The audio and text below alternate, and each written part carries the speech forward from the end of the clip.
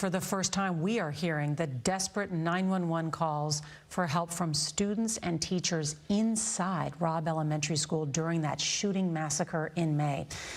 We must warn you, these phone calls are difficult to listen to, and they are simply heartbreaking, but they do provide important context about police inaction.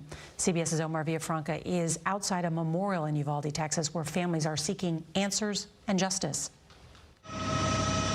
In 911 calls obtained by the Texas Tribune and ProPublica and released with the permission of families involved, frantic students and teachers described the horror as it happened at Robb Elementary.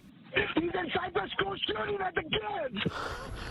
As the gunman fires off dozens of rounds and more than an hour since the massacre started, Uvalde County 911. There's somebody banging at my school.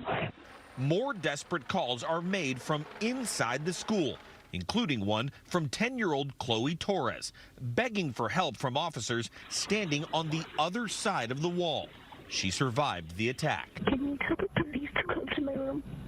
I already told them to go to the room. We're trying to get someone to you. Even with hundreds of officers from nearly 24 agencies on scene, the lack of coordinated communication is clear. At one point, a dispatcher incorrectly states that the school's police chief, Pete Arredondo, call sign 401, is in the room with the shooter. Just be advised, 401 is in the room with the shooter. 401 is in the room with the shooter. Your department? Last week, the top state trooper defended his agency. But I can tell you this right now, DPS is an institution, okay, right now, did not fail the community, plain and simple. Jackie Casares was killed in the massacre. Her father, Javier, still wants justice. What needs to happen in your mind?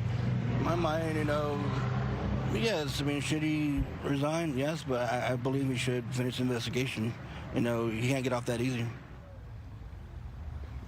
We talked to victims' families, and they told us it is still hard to hear the desperation in those 911 calls.